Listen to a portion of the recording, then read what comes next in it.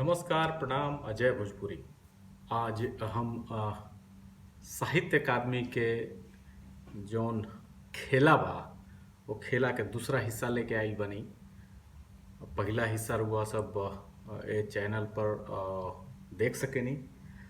ओमे लिखल भी बा, सब कंटेंट जौन हम बोलत तानी तो लिखल बा। ऐसे जरूरी नहीं है कि वीडियो देखी, और डिस्क्रिप्शन में ओके पढ़ भी सकेनी। तो आज ये दूसरा हिस्सा हटे। ए दूसरा हिस्सा में जौन विषय बाटे वो जूरी के चयन के बाटे। सम्मान देवे खातिर, चाहे भाषा सम्मान होखे चाहे अकादमी सम्मान होखे, सम्मान देवे खातिर जौन जूरी के चयन होताटे ओकर का आधार बा, और वो सिलसिला में बात हम आज करे जा रहल बनी। हमार मुख्य उद्देश्य ए बात के पूरा जौन रही तौन भोजपुरी खातिर जौन भाषा सम्मान मिलल बा वही पर रही। हमार पूरा आज के वीडियो पूरा वही पर केंद्रित बाटे। तो आज के विषय के हिसाब से भोजपुरी साहित्य में विशेष योगदान खातिर साहित्य अकादमी के ओर से अबही ले कुल 5 गो भोजपुरिया लोगन के भाषा सम्मान पुरस्कार मिलल बा। सबसे पहले जब यह पुरस्कार के शुरुआत भइल, भाषा सम्मान पुरस्कार के शुरुआत भइल, ओ समय पहला पुरस्कार जौन बा भोजपुरिया के धरीक्षण मिश्र जी के मिला रहे। धरीक्षण मिश्र जी भोजपुरी के बहुत नामी साहित्यकार आ कवि रहनी।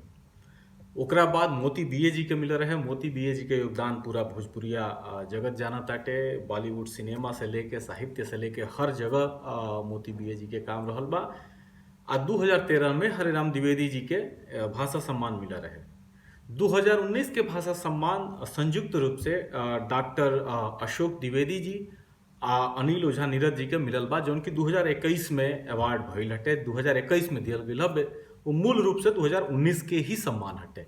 यानी कि 2013 के बाद 2021 में भाषा सम्मान भोजपुरी के हिस्सा में आइल बा, जौन की संयुक्त रूप से मिलल हटे। एगो और चीज बाटे कि 2013 में हरेराम द्विवेदी जी के जौन भाषा सम्मान मिलल बा उ अबही ले वेबसाइट पर, जौन साहित्य अकादमी के वेबसाइट बाटे ओकरा पर ओह बारे में कोनो जिक्र नहीं है। यानी कि जब रउआ सर्च करब तो 2013 के जौन भाषा सम्मान बाटे ओकरा में भोजपुरी के नाम नहीं है। बाकिर हरेराम जी के मिलल बा। ये अतना पूरा मीडिया के माध्यम से चाहे और भी जगह से भी ये जानकारी मिलेला। खैर, तो ये अभी तक के भोजपुरी के भाषा सम्मान के लेके जानकारी बा।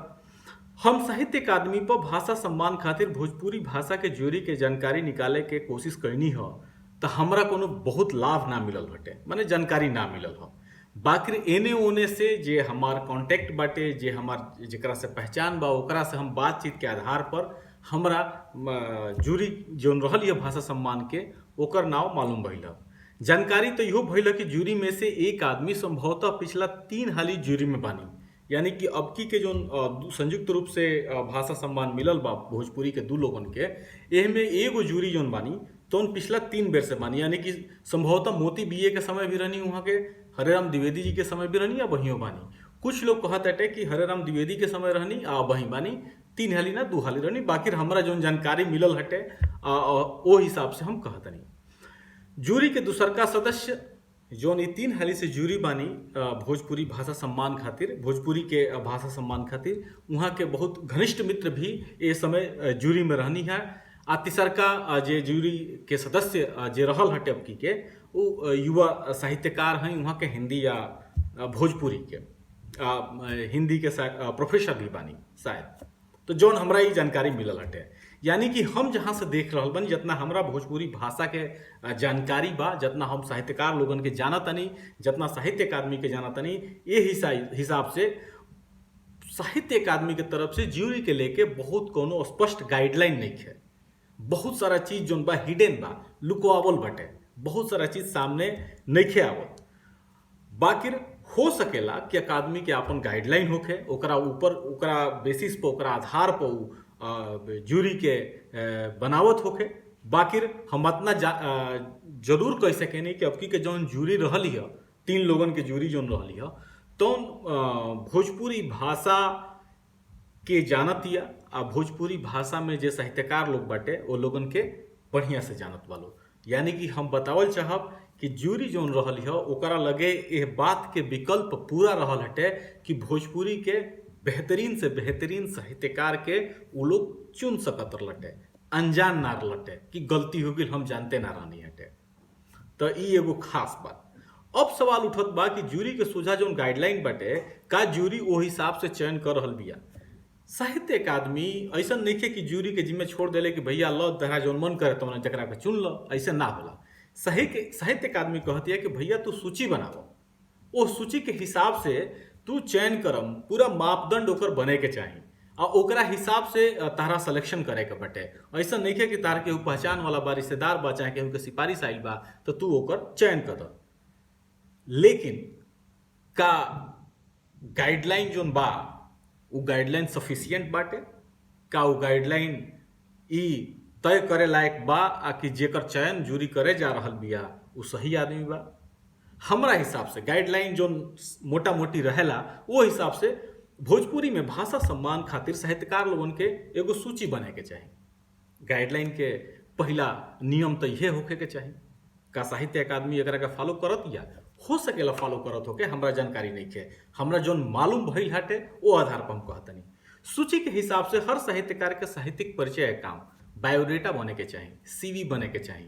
जितना भोजपुरी के साहित्यकार लोग भाषा सम्मान खातिर कोशिश कर रहल बा, चाहे मिले के चाही, वो लोगन के एगो सीवी होके के चाही। ई काम तो जूरी के ही बाटे।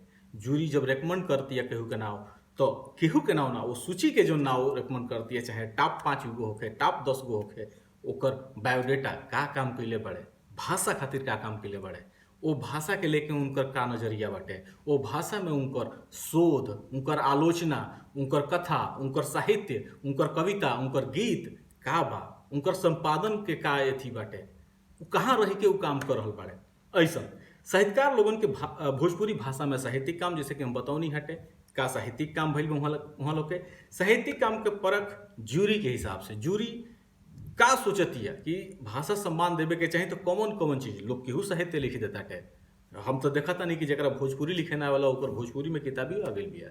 एगो आदमी ठीक से भोजपुरी बोल ना सकेला, दिल्ली के ही एगो आदमी है, भोजपुरी ठीक से बोल ना सकेला, बोले में ओकर भोजपुरी निकलबे ना करला, हिंदिये निकलेला, अंग्रेजी निकलेला, बाकी भोजपुरी में किताब लिखले बाटे। तब किताब तो मैंने जैसन हो जानत हो कि कैसन किताब बिया, तो कहे के मतलब बाटे कि फिर तो सब केहू किताब लिख बाटे। लेकिन जूरी का वो किताबिन के पढ़ले बिया, जब नाव केहू के जूरी सेलेक्ट कर रहल बिया, चयन कर रहल बिया, नाव दे रहल बिया सूची में, तो का ओकरा के पढ़ले बिया ओकरा साहित्य के। ये एगो बहुत जरूरी चीज बाटे जौना के भोजपुरिया लोग मिस करेला। मिस करे का मतलब बाटे कि जानबूझ के छोड़ेला। हमहू देखा तानी फेसबुक पर बातचीत हो रहल बाटे, सब केहू के महान कहे के एगो बड़ा अजीब आदत लोगन के हो गइल बा। खैर, जूरी वाला लोग केहू से प्रभावित तो नहीं कई, बहुत जरूरी मुद्दा बाटे अब के भाषा सम्मान में जौन भोजपुरी के मिलल बाटे, एकरा में जूरी लोग प्रभावित रहल। खबर इहो बाटे कि एगो नाव तो साल भर पहले ही से फिक्स हो गई बाटे, साल 1.5 साल पहले से। तो परखकार लटे अब तब यही से रुआ सब समझ सकें। हम बहुत ज़्यादा ओकरा में बोलब, लेकिन अब आगे के वीडियो में बात हुई। आज के बाद खाली जूरी पर, तो जूरी केहू से प्रभावित तो नहीं है। एगो शपथ चाहे हलफनामा तो होखई के चाहे जूरी के ओर से कि भाई जेकर नाव उ दे रहल बिया ओकरा काम के वजह से उ दे रहल बिया, ना कि ओकरा से प्रभावित बिया, ना कि उ ओकरा के सम्मानित करेलन आ ई ओकरा के सम्मानित करलन। ए वजह से भवदी चलल बाटे आ यही से भाषा सम्मान दिहल जा रहल बा। बहुत जरूरी चीज बाटे। आज के समय में ये बहुत आम हो गई बाटे, लेकिन ये पर ध्यान दिहल जरूरी बा। जूरी के लोगन के ओर से फाइनल सूची जो जूरी बैठ बिया वो एगो सूची देव। वो सूची में 3 लोग के जैसे जूरी बाटे तो 3 लोगन के जो सूची रही वो सूची में फिर कामन देखल जाई का ओकरा से निकल के नाव आ रहल बाटे संयुक्त रूप से वो लोगन के। संयुक्त रूप से देखी अब असो बड़ा बढ़िया बात भइल हटे। अब जे भी जूरी के जे भी ये चीज के प्रपोज कैले होके कि ना ही संयुक्त रूप से दिहल जाओ, हम ये देखा तानी कि दूसरा भाषा के जौन की नॉन एकेडमिक बाड़ी से, नॉन संवैधानिक बाड़ी से, ओकनी के संयुक्त रूप से पहले से पुरस्कार दे रहल बाड़ी से भाषा सम्मान के। भोजपुरी में ये काम पहले काहे ना भइल हटे, ये सोचे वाला बात बटे। लेकिन अब के ये काम भइल हटे, ये बहुत बेहतरीन काम भइल बा। जूरी के जौन भी सदस्य ये चीज़ के प्रपोज कैले हुई हैं, हम उनका के धन्यवाद देतनी, सलाम करतनी। तो ई 2 के जगह पर 3 हो सकत लटे, संभव बा। काहे नहीं के संभव? अगर दू हो जाता टे तो तीनियो संभव हो सकता। इनाम के राशि बटाई और तो कुछ ना, सम्मान तो मिली, मापदंड तो होई कि हाँ भाई साहित्य में ये काम भइल बा। तो जूरी के विशेष नोट भी आखिर कौना आधार पर इस सूची में शामिल साहित्यकार लोगन के चयन कर रहल बड़े। जूरी के तरफ से फुटनोट होके के चाही कि भाई हई 5 गो नाव हम चुनतानी, ये 5 नाव में का विशेषता बाटे, सब मूल्यांकन हो गई। बाकी एगो वाव मोमेंट वो सूची खातिर देवे के चाही कि हे साहित्यकार के हई वाव मोमेंट बा, हे साहित्यकार के हई हई वाव मोमेंट बाटे। आ फिर वो वाव मोमेंट के वो बेहतरीन चीज के भाषा पर का असर पड़त बाटे, ई देखे के जरूरत बाटे। सिद्धांतिक रूप से तो इहे कहल जा रहा बा। साधारण रूप से इहे बेसिक चीज है सिलेक्शन के। बाकी का यह कुल चीजन के साहित्य अकादमी अपना जूरी से विस्तार से जानकारी ले रहल बिया। साहित्य अकादमी के अधिकारी लोगन के जिम्मेदारी बनत अटे कि वो लोग आखिर कौना आधार पर जूरी के बनावत अटे, जूरी कौना आधार पर लोगन के चयन कर रहल बिया, आ फिर फाइनल जो नाव होत अटे वो कौना आधार पर हो रहल बा। जूरी में जो सबसे अनुभवी यानी कि पिछला क समय से जूरी के सदस्य रहल बानी, वहाँ के बहुत लंबा समय ले भोजपुरी के भाषा ही ना मानत रहनी। इहो हमरा एगो बात मालूम चलल है कि अबकी के भाषा सम्मान में जूरी के जोन एगो मेंबर रहनी हटे, वहाँ के बहुत लंबा समय तक भोजपुरी के भाषा नहीं मनले। साच पूछी तो वहाँ के भोजपुरिया हई, भोजपुरी में सीमित रूप से वहाँ के बहुत बढ़िया काम भी कैले बानी, मैंने खुद नहीं कैले लेकिन लोगन के जुटा के कुछ काम बढ़िया कैले बानी। बाकी बहुत लंबा समय तक वहाँ के भोजपुरी के भाषा ना मानत रहनी हटे, बहुत सीमित कैले रहनी हटे। हमरा जहाँ तक जानकारी बाटे, जहाँ तक हम देखतानी कि भोजपुरी भाषा साहित्य से जुड़ल लोगन के आलोचनात्मक समीक्षात्मक रूप देखे खातिर वहाँ के हमरा नहीं लागत कबू समय दिले होख। तो ई एगो संक्षेप में हम एगो हिंट चाहे एगो बात हम लोग सबसे कहल जरूरी समझनी हटे। कहे के माने बा कि जूरी में जबले सही या उचित लोग ना रही, जूरी जबले सही से मूल्यांकन के तरीका ना अपनाई, आ एह चीजन के लेके यदि साहित्य अकादमी बहुत स्पष्ट गाइडलाइन बना के लागू ना करवाई, तब तक ले जो अंतिम परिणाम हमनी के देखता नहीं जा ओह पर सवालिया निशान उठही वाला बा। सवालिया निशान तो हमेशा उठ सकेले, बाकी जवन अगर वाजिब करता नहीं ओकरा बाद ऊपर सवालिया निशान उठता टे त ई आलोचनात्मक पक्ष का है। बाकी यदि सही चयन नहीं होत और ओकरा बाद जब लोग सवाल उठावताटे तो ओकरा में वो आलोचनात्मक आलोचना में ना लेके ओकरा के साफ साफ बेईमानी की ओर इशारा करत कहाई। तो यह चीजन के ध्यान रखे के बाद एगो अंतिम बात हम कहल चाहब कि साहित्य अकादमी के जूरी लोगन के नाव आ उ लोगन के जौन सूची बाटे ओकरा के जाहिर करे के चाही।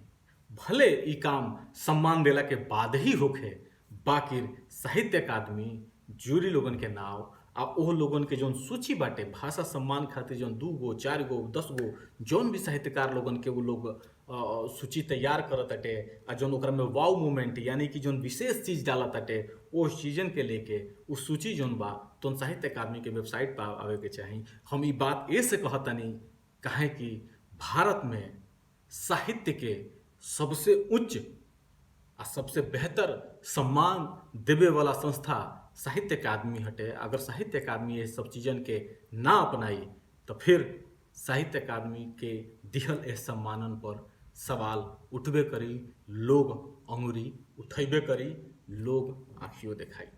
प्रणाम, धन्यवाद, अजय भोजपुरी।